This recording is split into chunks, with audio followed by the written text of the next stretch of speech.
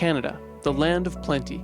From the world's longest coastline to towering mountains and the vast flatlands of the prairies, our nation is blessed with some of the world's most fertile land, making it a farmer's paradise. Canada has one of the healthiest national cattle herds and one of the most wholesome beef products in the world, because its land is so well suited for cattle production. Home to the world's most endangered ecosystem, Canada's temperate grasslands depend on ranchers and cattle for its very survival. So how is it that lands so bountiful can still experience food supply issues during a pandemic? Let's take a closer look at how those beautiful steaks you enjoy actually get to your plate. The process starts on the ranch.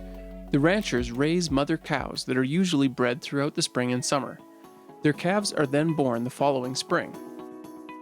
Once a calf is born, it's given an ear tag that tracks the animal as it moves throughout the system. The cow and calf are raised on the land together with the rest of the herd. The calves stay with the cows, drinking their milk and eating grass.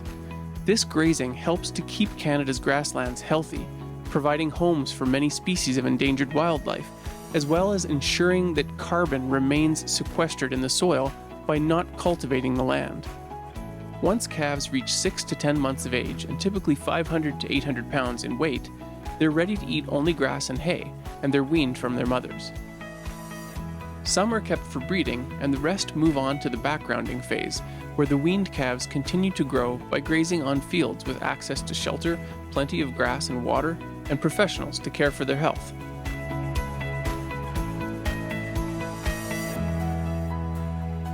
A small percentage of cattle in Canada are grass-finished, which means they spent their entire lives on pasture, while grain-finished cattle are also raised on pasture and then moved to a feedlot for the finishing process.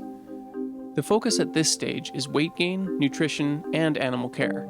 Cattle will eat a diet of forages and grains, such as barley or corn, that produces tender, marbled beef. No matter which way they're finished, at least 80% of the feed cattle eat during their lifetime comes from grass-based forage. Cattle also act as upcyclers and use grains and crops that humans are not able to consume. During a pandemic, upcycling is even more important as we see a decrease in the consumption of foods such as French fries due to restaurant closures. Even after donations to local food banks, there can be an excess of product with nowhere to go. Uncooked French fries can be fed to cattle as part of a balanced feed ration instead of sending them to a landfill. Cattle will typically spend anywhere from 60 to 200 days in the feedlot until they've reached the optimal weight for being sold to the meatpacking plant. At the plant, inspectors check the quality of the meat to ensure it is safe, and graders assess different characteristics to give the meat a grade of A, AA, AAA, or Prime. Once the beef is boxed and ready for consumption, it moves into distribution, where Canadians get to enjoy it with their friends and family, in restaurants and in their homes. So now that you understand how the system works, let's take a look at the impact that a pandemic has on that system. Beef cattle are supplied to the packing plants on a just-in-time basis, which helps to reduce waste and create the most value possible, but also requires producers to anticipate demand accurately. In Canada, 85% of our beef comes from 3 large processing plants. Due to COVID-19, these plants have made significant and important adjustments, spending millions of dollars in order to create more space between workers. This means that fewer animals are being processed per day. Shutdowns and reduced capacity at the plants have caused large disruptions in the supply chain, impacting everyone from cow-calf producers to auctions, backgrounders, and feedlots, as thousands of additional animals per week continue to be fed, taking up pen space that would normally be ready to receive this year's crop of weaned calves from ranchers across the country. It's estimated that at the peak, Canada had 150,000 head of cattle backed up in the supply chain. Plants are increasing processing capacity. However, with additional physical distancing measures in place, it's unlikely that they'll be able to return to pre-COVID-19 levels anytime soon, indicating the backup in cattle will likely continue well into the fall.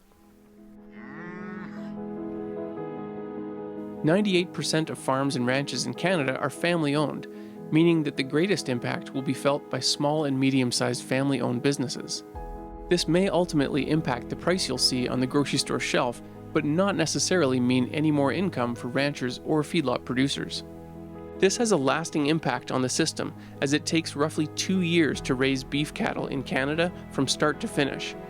This could mean financial hardship for cow-calf producers and feedlot producers for many months to come, similar to the hardships they faced in the early 2000s with the BSE crisis.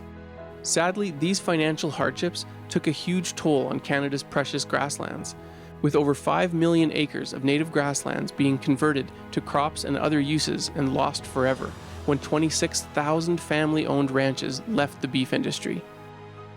At this point, nobody knows how long the COVID-19 pandemic will last or what the future holds.